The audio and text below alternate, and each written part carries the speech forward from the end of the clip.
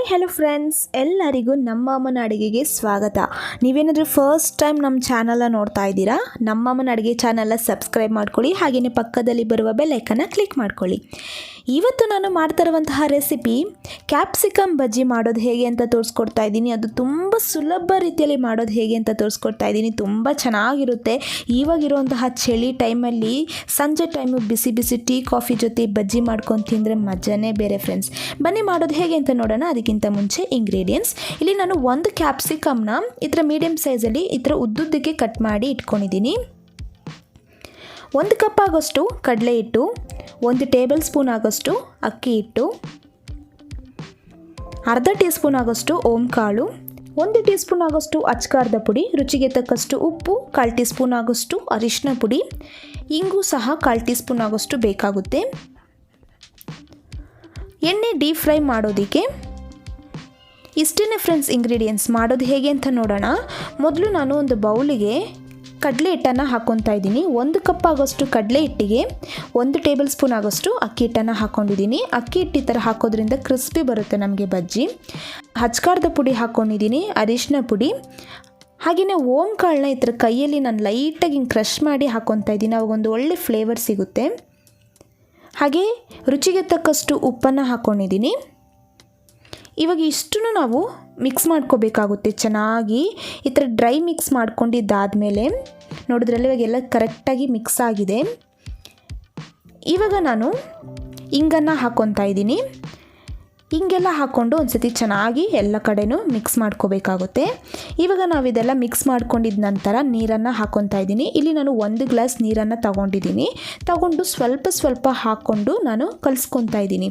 ಒಂದೇ ಸತಿ ನೀರು ಹಾಕೋಕ್ಕೆ ಹೋಗಬೇಡಿ. ಈ ಥರ ಕನ್ಸಿಸ್ಟೆನ್ಸಿ ನೋಡಿಕೊಂಡು ಸ್ವಲ್ಪನೇ ನೀರನ್ನು ಹಾಕ್ಕೊಳ್ಳಿ. ನೋಡಿದ್ರಲ್ಲ ತುಂಬಾ ಲೂಸ್ ಆಗಿರಬಾರ್ದು, ಹಿಟ್ಟು ಗಟ್ಟಿ ಇರಬೇಕು ಸ್ವಲ್ಪ. ಈ ಥರ ನೋಡಿ, ಈ ಕನ್ಸಿಸ್ಟೆನ್ಸಿ ಇರಬೇಕು ಬ್ಯಾಟರ್ ನಮಗೆ, ಆವಾಗ ಕರೆಕ್ಟಾಗಿ ಬರುತ್ತೆ.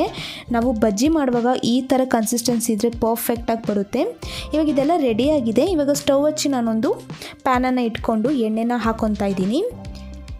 ಎಣ್ಣೆ ಬಿಸಿ ಆಗೋದಕ್ಕೆ ಬಿಡೋಣ. ಎಣ್ಣೆ ಬಿಸಿ ಆಗಿರಬೇಕು ಬಜ್ಜಿ ನಾವು ಬಿಡಬೇಕಂದಾಗ. ಇವಾಗ ಮೀಡಿಯಮ್ ಫ್ಲೇಮಲ್ಲಿ ಇಟ್ಕೊಂಡಿದ್ದೀನಿ ನಾನು ಎಣ್ಣೆನ. ಇವಾಗ ಒಂದೊಂದಾಗಿ ಕ್ಯಾಪ್ಸಿಕಮ್ಮು ಈ ಥರ ನಾವು ಡಿಪ್ ಮಾಡಿ ಇವಾಗ ಎಣ್ಣೆಯಲ್ಲಿ ಬಿಡಬೇಕಾಗುತ್ತೆ. ನೋಡಿದ್ರಲ್ಲ, ಇವಾಗ ಇದೇ ರೀತಿ ಎಣ್ಣೆಯಲ್ಲಿ ಬಿಡಬೇಕು. ನೋಡಿದ್ರೆ ಹಿಟ್ಟು ಈ ಥರ ಕನ್ಸಿಸ್ಟೆನ್ಸಿ ಇದ್ದರೆ ನಮಗೆ ಅದು ಚೆನ್ನಾಗಿ ಕ್ಯಾಪ್ಸಿಕಮ್ ನಾವು ಏನು ಇದ್ರಲ್ಲಿ ಹಾಕ್ತಾಯಿದ್ದೆ ಅದಕ್ಕೆಲ್ಲ ಕರೆಕ್ಟಾಗಿ ಇಟ್ಕೊಳುತ್ತೆ. ಇವಾಗ ನೋಡಿದ್ರಲ್ಲ ಒಂದೊಂದಾಗಿ ನಾನು ಇದೇ ರೀತಿ ಬಿಡ್ತಾ ಇದ್ದೀನಿ.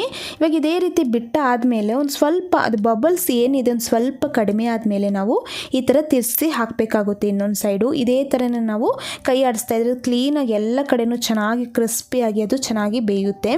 ಹಾಗೆಯೇ ಕ್ಯಾಪ್ಸಿಕಮ್ ಸಹ ನಮಗೆ ಒಳಗಡೆ ಬೇಯಬೇಕಾಗುತ್ತೆ. ಅದಕ್ಕೆ ಮೀಡಿಯಮ್ ಫ್ಲೇಮಲ್ಲಿ ಇಟ್ಕೊಳ್ಳಿ, ಇದನ್ನು ಚೆನ್ನಾಗಿ ಫ್ರೈ ಮಾಡ್ಕೊಳ್ಳಿ.